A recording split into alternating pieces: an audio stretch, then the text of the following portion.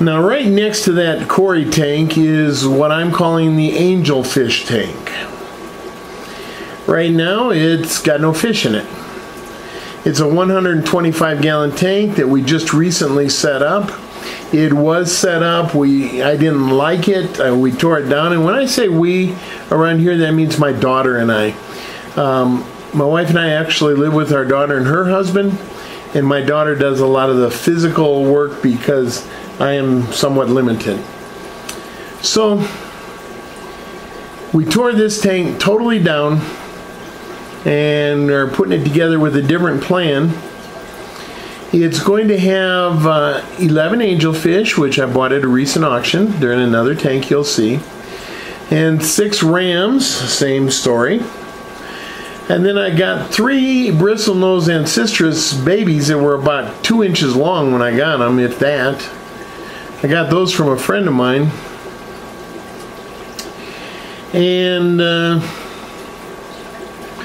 I'm probably going to buy some twig cats or whiptails or banjos, something in the small end of that, and put those in there, maybe 3 or 4.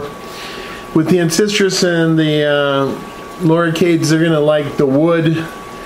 As we get closer, you'll see a lot of wood in here. And on that wood, I'm probably going to add some crypt plants, just for aesthetic reasons. And you're going to see a lot of reflection. I usually use black backgrounds, and this has a window facing it, so I get a glare at this time of day. It's a north window, but you still get a glare.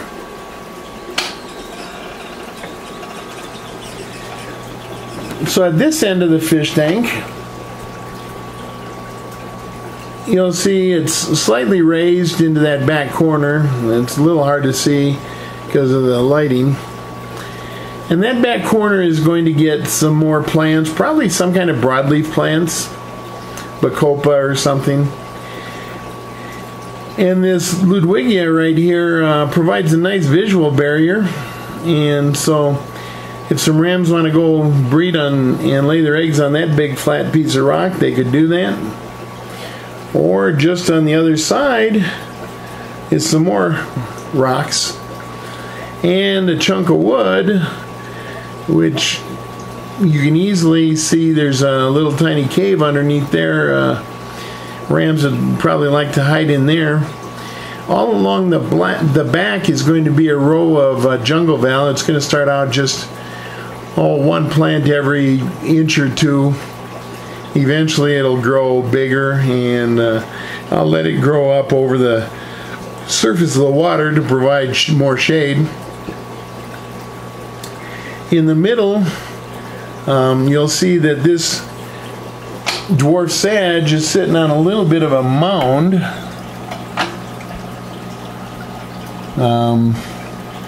It's actually not all sand, that's got lava rock under it to take up space. And again, there's room behind that piece of wood on the left. There's room underneath that in the backside for some cichlid hiding, and there's room underneath this one, a couple places up front, and not really any on the back.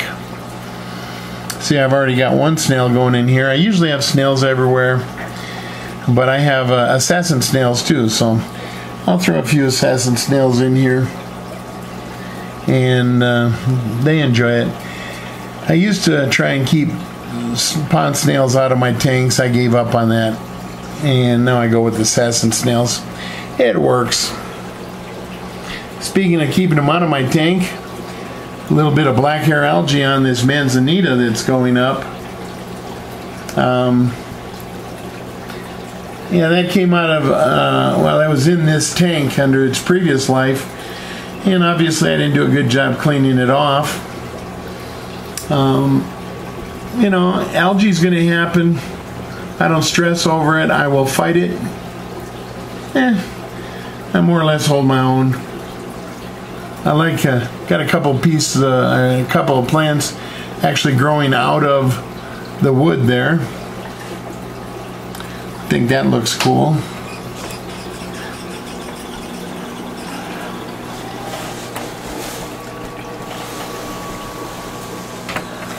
I'm in the electric chair here, so moving this stuff around is a little bit goofy.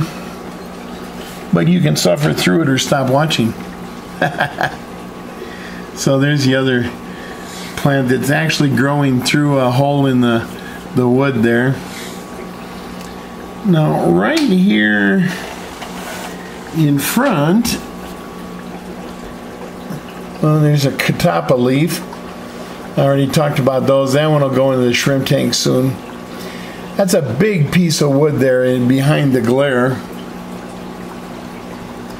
And you can see on the left side there's another piece of wood that's coming down and leans on it, and it's got a little bit of an arch under it, kind of behind the manzanita. We like the effect. And of course all those loricades and citrus and whatnot, they love the wood too. And the rams will probably have more trouble hiding with that piece of wood, but behind it there's actually a little place where one or two could go in. And then on this side, see, I got a little sand from my last water change. I haven't brushed it off the rocks yet, but these will make nice breeding rocks for rams. Large piece of white wood there. You can see it's dividing low to a high substrate. And we don't have all the jungle val in here yet. I'll talk about that when I talk about another tank. But this one is going to have a lot of jungle val right through here. And the stuff on the left of that rock will provide a nice visual barrier. So I got a couple of good spots for rams to breed, and some other good spots for rams that aren't breeding to hide. And like I say, it's going to be based around the angelfish. And right now, sitting here in front is a great big HOB. Only this is an HOF. It's hanging on the front. It's from a fully cycled tank. There's another one behind it on the back that's from a fully cycled tank. So I've got those running right now. This tank will actually have a fairly large sun canister filter. And I'll be drawing water from one end and pumping it back into the other. And then I'm also going to put a small hang on the side moving bed sand filter. And I don't know, if I don't have enough current in there, I'll probably add a power head with just filter floss underneath it. Kind of polish the water while it goes. So most of my tanks you'll see have HOBs. Big fan. I've got a couple canisters, and I just picked up that moving bed sand filter I mentioned. I got that one dirt cheap.